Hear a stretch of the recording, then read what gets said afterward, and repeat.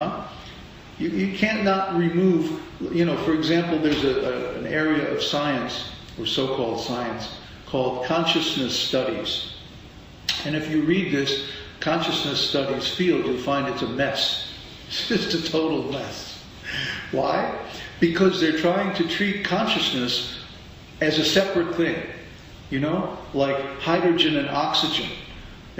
Hydrogen and oxygen are elements. And if you take water and you put water through an electric spark, you can separate the two. Or by hydrolysis, you can separate hydrogen and oxygen from water.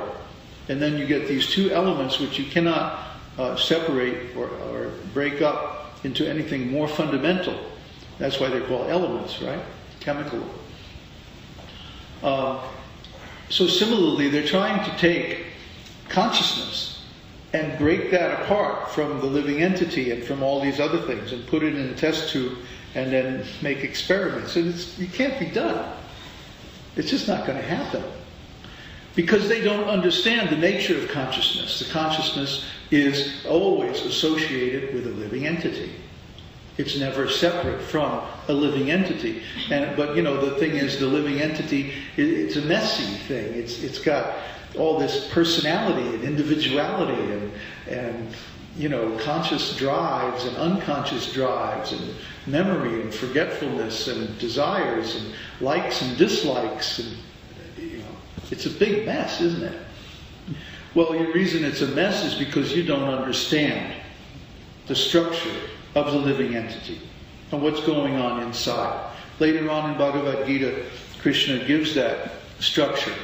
He says the mind is higher than the senses. Intelligence is higher than the mind. And the soul is higher than all of them. Right? So therefore, real knowledge is based on the concept of the soul as an eternal, atomic, meaning it cannot be broken down any further, living, conscious, personal being. And because we're persons, we have relationships. You cannot break things down any further than three. Three. Consciousness, the conscious subject, right? The object, or that which consciousness is directed towards, and the quality, or the contents of the consciousness. You can't break things down any further than that. Okay? Just like the Mayavadis are trying to say, no, actually it's all one. Oneness is the real thing. But one means actually zero. Because if everything is one, then there's no object of consciousness. Consciousness without an object is unconsciousness. Just like when we're in deep sleep, sushupta. There is no object of consciousness. No dreams, no sense objects, nothing. So in that state, it's not oneness, it's nothingness. There's no experience. Experience means these three things together. The consciousness, the object of consciousness, and the quality or the contents of consciousness. Okay? These three things have to be there for there to be experience, for there to be life, for there to be consciousness at all. Requires all three. Therefore, the consciousness is always embodied. There's no such thing as a disembodied consciousness. Because why? Consciousness must have senses. Without senses, consciousness cannot be conscious. There is always a body. And in the material conditioned state of consciousness, this gross material body is the covering. But in the normal, natural, healthy state of spiritual consciousness, the spiritual body is the covering. And actually this material body is based on the spiritual body. That's why this material body has 2 legs, 2 arms, 1 head, 2 eyes, 2 ears, 1 nose, 1 mouth. Like that.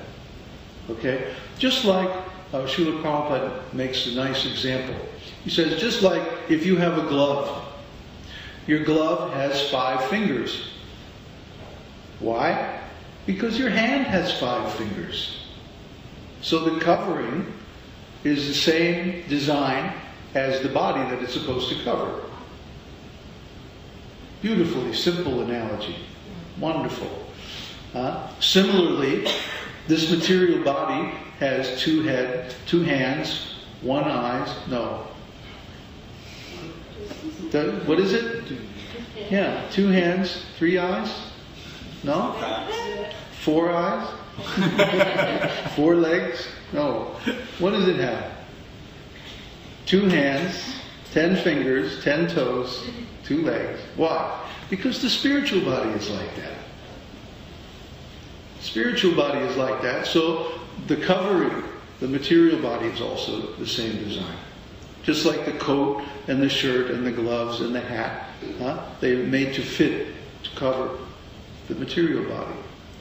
So Kṛṣṇa says, just like one puts on and takes off garments, the soul is changing bodies. But is it so simple? Yes, it really is that simple. So this analogy actually comes from Kṛṣṇa. Just like even now nutritionists agree that this material bodily form changes every 7 years. Every molecule, every cell, every part, except maybe some bones and some nerve cells deep in the brain, are replaced every 7 years. So every 7 years we have a new body. This is also given in Bhagavad-gītā. Just as the soul changes from a baby to a child, to a young person, to a mature person, to an old man in this life, similarly at death, the soul changes to another body. It's the same kind of change, except it's happening all at once instead of a little bit at a time. Why don't we notice the body changing during this life? Because it happens gradually, one little cell at a time. We don't see it happening because it happens a little bit every day. But at the time of death, it happens, the whole body changes. But still, it's the same thing, whether it happens slowly or all at once. Same process is going on. And now, what determines how the body is going to change? Well, when we're in this material body, the changes of the body are determined by karma. The law of karma, which if you study astrology is really all about the law of karma. What's going to happen next? Well, what planetary period are you going in? And what things are going to be like? And as you go through life, you see these things change. And they also change like that. Slowly, most of the time slowly, sometimes very fast. But gradually, you reach a point where this body is completely different than the body you had even just a few years ago. Things are different. Life is different. People treat you differently. People treat you differently when you're grown up than they do when you're a child. They expect different things of you. Similarly, when you become mature, when you become middle-aged, when you become old, people treat you differently depending on your material condition and situation. But all of this is simply material, and therefore it's temporary. One of the most important verses in Bhagavad-gītā comes right in the beginning of the 2nd chapter, 2:16. Kṛṣṇa says, sages have determined that whatever is existent is eternal, and whatever is temporary is actually non-existent. This, the sages have determined by studying the nature of both. This is more now. Kṛṣṇa is now speaking on a more general level. Before he was speaking about the body and the soul, but now he enlarges this to a more general statement that, generally speaking, things which are eternal are real. They really exist. And things which are temporary only partially, only sort of exist. Actually, they're non-existent. Just like 100 years from now, where's this body going to be? Non-existent. Right? And 100 years ago, where was this body? Non-existent.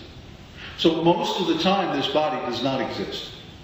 This body only exists for a small segment of time in the middle, so to speak. But in the future and in the past, it does not exist. So actually, most of the time, it's non-existent. Similarly, material conditions come and go. Today it's nice and clear. The other day it was cloudy and rainy. In a few days it'll be hot. Everybody will be swatting flies, sweating. What happened to the winter? Well, time. It went away. That means it's not really real. Those things that are really real stick around eternally, like consciousness, our old friend consciousness. The symptom of the spirit soul is consciousness.